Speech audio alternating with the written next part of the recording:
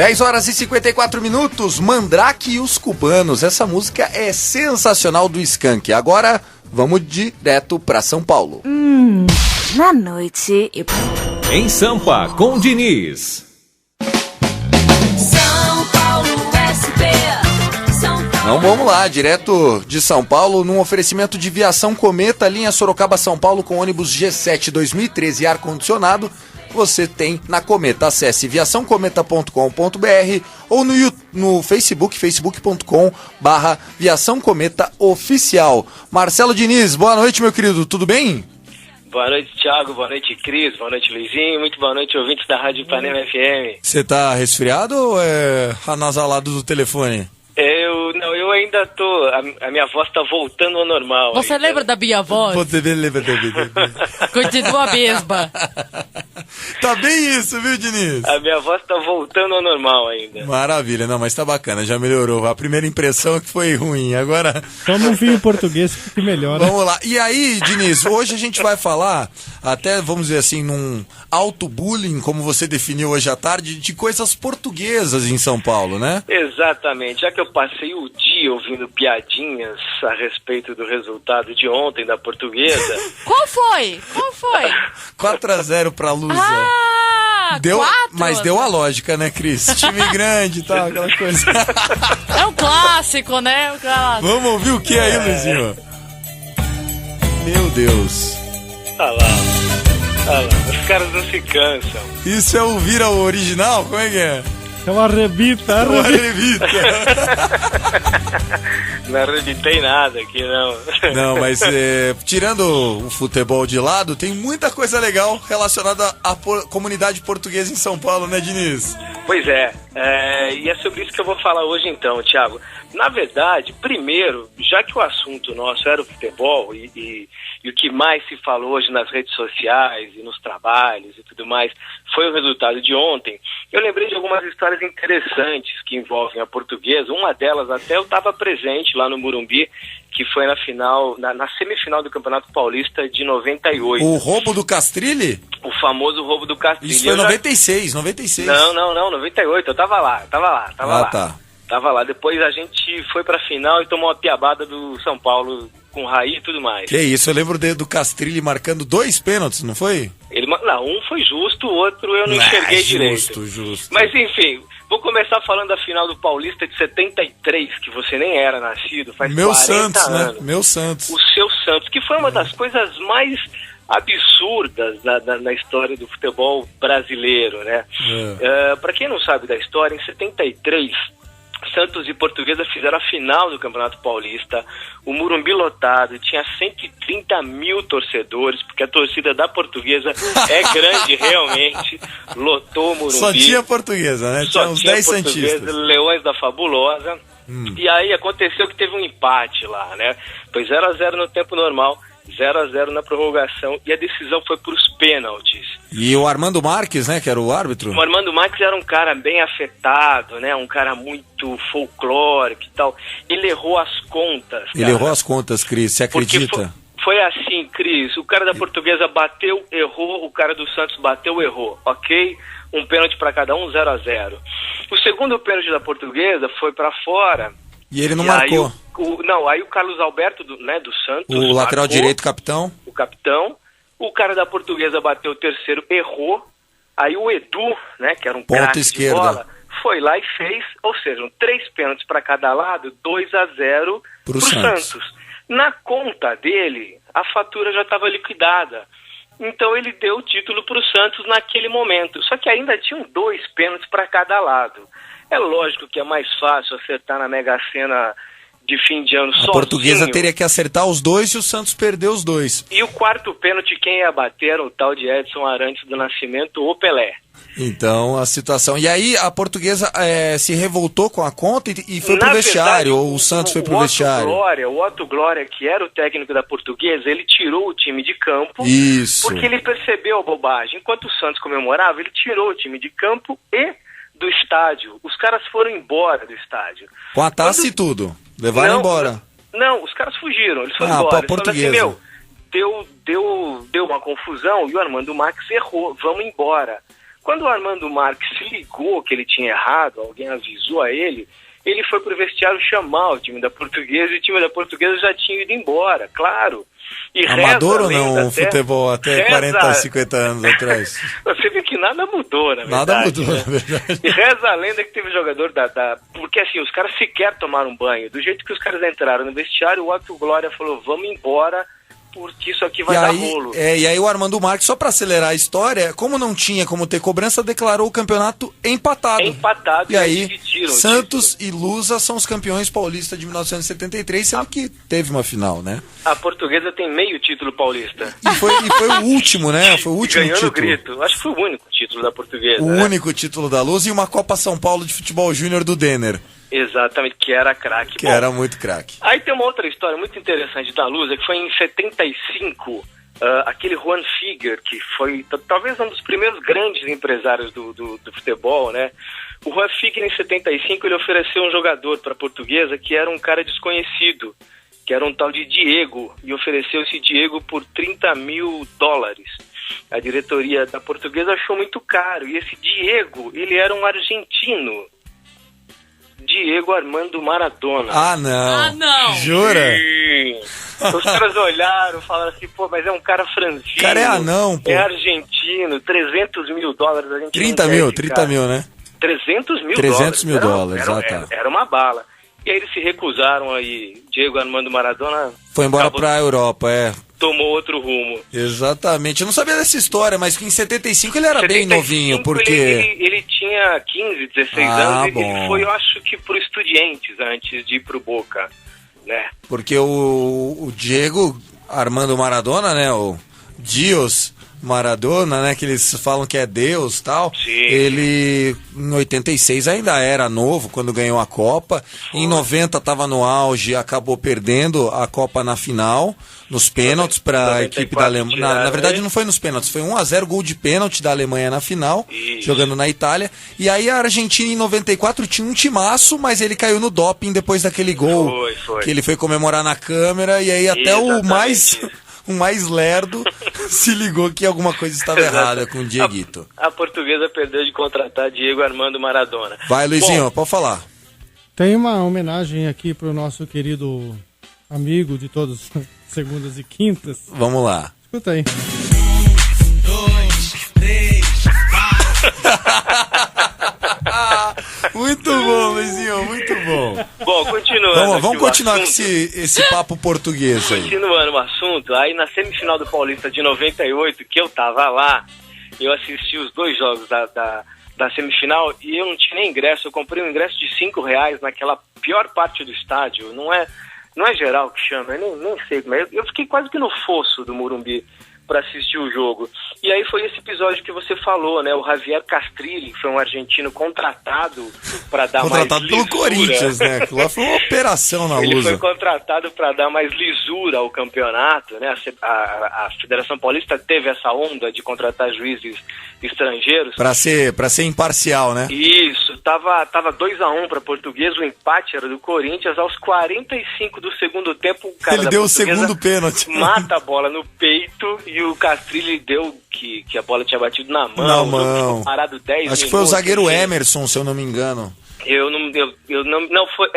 Se bobear, foi. Ou e não, acho quase que foi acabou César. com a carreira dos caras. Eu sei que o Castrilli quase que não voltou pra Argentina, que queriam matar ele aqui no Brasil. Foi um absurdo. Exatamente. E eu posso dizer uma coisa, Diniz? Sim? Porque assim, eu sou santista da geração Meninos da Fila, né? Não sou Meninos da Vila, eu sou Meninos da Fila, porque meu time vivia em fila. Eu saí, vi meu time campeão. Quer dizer, se a pessoa normalmente espera 5 anos na vida, você já tá esperando 21. uns 15. Não, eu esperei 21 anos pra ver meu time ganhar o primeiro título. E ganhou assim, foi com o Robinho, ninguém esperava, foi quase um milagre o que aconteceu. Mas aí, beleza, o Santos chegou na final do Brasileirão de 95 contra o Botafogo e perdeu. E aí eu falei, pronto, agora nunca mais vai ser campeão, né?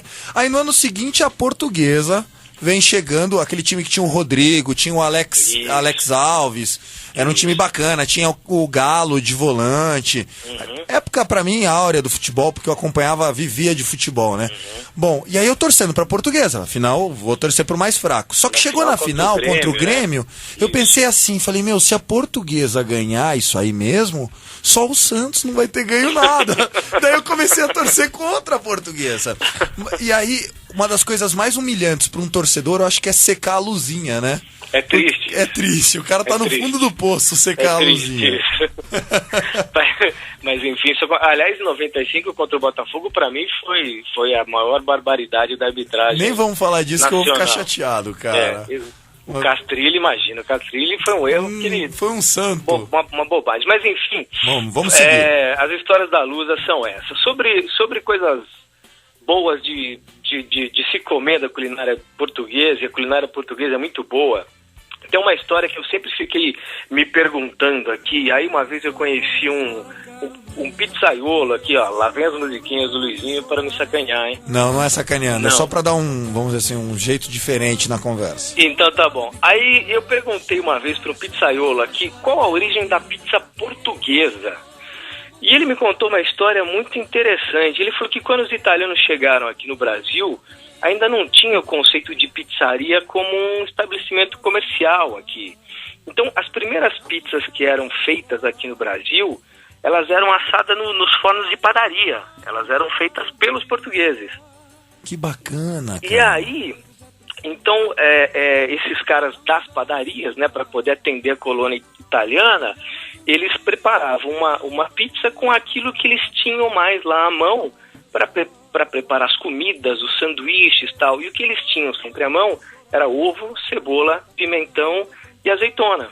Sim. E aí, né, que é a o queijo que é obrigação, molho de tomate que é obrigação. Tá sempre lá, né? E aí, então, de tanto eles fazerem essa pizza para os italianos, né, com aquilo que eles tinham lá e assavam nos fornos das padarias, acabou virando a pizza portuguesa. Ela vem daí. A pizza portuguesa foi uma pizza feita por padeiros pizzaiolos para os italianos. E aí virou o que é hoje essa pizza que talvez seja mais pedida em todos os lugares, né? Ela tem essa origem para agradar os imigrantes italianos quando chegaram no Brasil. Boa história, né? Boa, muito Bem boa legal. história. Eu não sabia disso, não. Pois é. Bom, e o pastelzinho de Belém? Então, olha, pastelzinho de Belém aqui em São Paulo tem vários lugares. Eu confesso que para quem tá com preguiça de vir até aqui para São Paulo, fica na metade do caminho. Nossa, eu ia falar exatamente eu aconselho o Rancho 53 na Castelo Branco. Ou 57. É, 53. Tá Ou Quintas, vindo, né? O Quintas Portuguesas, dos o dois lados, né? Quintas eu não fui ainda. O Rancho 53... Comi um ontem. É muito bom. É bom mesmo, mas um bolinho de bacalhau custa um mês de salário do Luizinho. Que é isso? Não nada. Não é não. É verdade, assim, o Rancho 53 e o Quintas, eles não são lugares baratos. Mas, assim, a comida lá é deliciosa. E no Rancho 53, eu recomendo o bacalhau. Opa, caiu, deu Piscou um pico a de luz luz. aqui, 11 horas e 7 minutos, o Luizinho vai tentar recuperar... Vai conseguir recuperar esse contato com o Marcelo Diniz. Está falando de dicas portuguesas. Cris, português, esse tema do português, do Manuel, da Maria, é muito corriqueiro nas piadocas, É verdade. Eu tenho descendência portuguesa do lado do meu pai. E eu acho muito legal quando o Jô Soares vai contar uma piada, que todo mundo pegava no pé dele contar a piada de português. Então ele começa a piada assim: tinha um holandês chamado Manuel. Muito eu boa. acho ótima. Mas muito tem boa. várias de português. Diz que Uma rápida. o português encontrou caixinha de fósforo pra vender e achou aquilo incrível. E ele levou pra Maria e falou: Maria, você não acredita, olha que incrível isso daqui. Você liga, você risca e sai fogo, é mágico e tal, né? Aí ela pega a caixa de fósforo, começa a usar e não funciona. Não fala: não funciona. Ele: funciona assim, eu testei todos. Muito. Esse é o perfil clássico, né? Perfil do clássico. português, aliás, né? É uma maldade com a colônia portuguesa. É verdade. falar isso. Vamos lá, Luizinho Rodrigues, Até porque 11:09 agora. Até porque chamar português de burro, a maior burrice deles foi ter descoberto o Brasil, né? É, a maior burrice e outra. O que tem de português que veio pro Brasil e se deu muito, muito, muito bem na vida, não dá pra contar numa mão. Vamos lá, agora 11:09, Diniz. Voltou. Voltei. Voltou. E a minha operadora é a mesma do Luizinho, hein? Opa, então é por isso, tá explicado. Seja bem-vindo. Mas, Diniz, agora 11:10, vamos lá. Então, eu você tava falando do rancho, muito legal, no né? 53, o bacalhau tradicional deles, que é o Gomes de Sá, que é sensacional. Muito bom, muito bom. Vale muito a pena. Aliás, E o aí você já bacalhau, pega- quando é bem feito, é demais, né? É demais. E aí você já aproveita, já pega um punhado de pastelzinho de Belém pra viagem e volta comendo pra Sorocaba, vale muito a pena. Bacana. E para terminar, uma dica muito legal, que é um lugar que eu fui uma vez que eu desacreditei, que é no próprio estádio da Portuguesa. O né, Canindé. no Canindé. Maravilhoso. O Canindé tem um restaurante lá chamado Cais do Porto Taberna. Quando você passa pela Marginal Tietê, você olhar o Canindé lá à direita, presta bem atenção que você vai ver que tem um restaurantezinho lá. É um restaurante pequeno, simples, por umas 80, 90 pessoas. Quase toda a torcida da Portuguesa cabe ao mesmo Cabe tempo. lá, cabe lá. E é assim, também tem essa receita mais tradicional do bacalhau Gomes de Sá. Tem as alheiras, né, que são umas linguiças feitas com aves e uma série de coisas que eu não tive muita coragem de experimentar, não. Eu confesso que eu... Tava meio sujo o ambiente. Eu confesso que eu não achei legal, mas o bacalhau lá é sensacional e esse lugar, ele é muito simples, mas ele é muito acolhedor, assim, ele é muito típico. Então, assim, vale o passeio, você vir aqui até São Paulo, se você vier com família, vai lá, o ambiente é super bacana, a dona desse cais do Porto Taberna, ela canta de quinta a sábado, ela canta fado lá. Ou se você vier com os amigos, aproveita e já vem num dia que tem um jogo da Portuguesa, né, que vai ter lá 12 pessoas, e aí você aproveita e vai depois comer um bacalhau, porque é um programa surreal, assim, é muito diferente das coisas que eu já tinha feito. A gente vê esse conceito de arenas lá fora, né, que tem restaurante e tal. O Canindé tem. Tem. Por incrível que pareça, tem, e é uma comida de primeira. Vale muito a pena. Bacana. E a história legal do Canindé é que o Canindé era do São Paulo da Floresta, que Sim. foi um dos clubes do qual o São Paulo Futebol Clube se apoiou para fundar. E ele foi vendido numa das falências do São Paulo, né? Porque o São Paulo se tornou São Paulo Futebol Clube depois de 3 ou 4 falências, se eu não me engano. E numa delas sobrou o Canindé para a Portuguesa. Agora imagine que fase a Portuguesa comprando o patrimônio do São Paulo, né? Os Mas tempos mudam. Ainda bem que o Diniz deu ideia de, tipo assim, comida típica pra comemorar o jogo da Portuguesa e não do Corinthians, que não ia ter muito o que comemorar, né? Com comida típica Gambá, dele. comer Um gambá. gambá assado. Vocês estão muito engraçados. Vamos. Diniz, Eu vi o estouramos Diniz- o relógio hoje, cara. Pois é. Não Olha cairás gostar de mim. Meu Deus do céu. Fado é muito triste, gente. Eu já tô triste hoje com o que eu vi ontem. Fado Mas você é tá muito falando do triste. jogo ou da notícia do negócio do palestra lá, que estão usando... Nossa, Os dois. Essa a gente vai falar daqui a pouco com o Davi Mansur no De Canela. Então vamos bora, Diniz. Vamos aí, é isso aí, ó. Eu, que sou um Diniz da Costa, né? Tenho sobrenome muito português. Essas são as minhas dicas, então, para quem quer comer uma comida portuguesa. São Paulo tem vários lugares, o Canindé tem várias histórias. Essa história que você falou aí, do São Paulo vender o estádio dele para a Portuguesa, tem uma história de que o trator ficou dentro, né? Dá um Google aí que você vai achar essa história. Os portugueses conseguiram na reforma largar pra dentro o trator. Eles reformaram o estádio e o trator ficou lá dentro, tiveram que quebrar. Ah, não. Juro, procura no Google que essa história é real. Tô falando sério, procura lá. Quinta-feira nós estamos de volta. Um abraço pra você, Thiago. Um beijo pra Cris. Um abraço beijo. pro Luizinho. E é isso aí. Temos mais uma homenagem pra você. Vamos lá, Luizinho.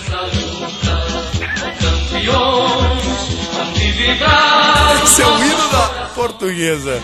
É que Isso não vai é tão ter animado volta. que nem a do Não, Vernet. e o problema é que a volta do Santos pode ser agora domingo, né? Domingo é Santos e Portuguesa. Não quero nem ver. Me aguarde Segunda-feira a Thiago. gente conversa. Ai, meu Deus. 11h11, esse é o Na Noite Ipanema, mas o Em Sampa com o Diniz tem um oferecimento de Viação Cometa. Linha Sorocaba-São Paulo com ônibus geração 7 2013 e ar-condicionado. Você fica sabendo mais acessando viaçãocometa.com.br.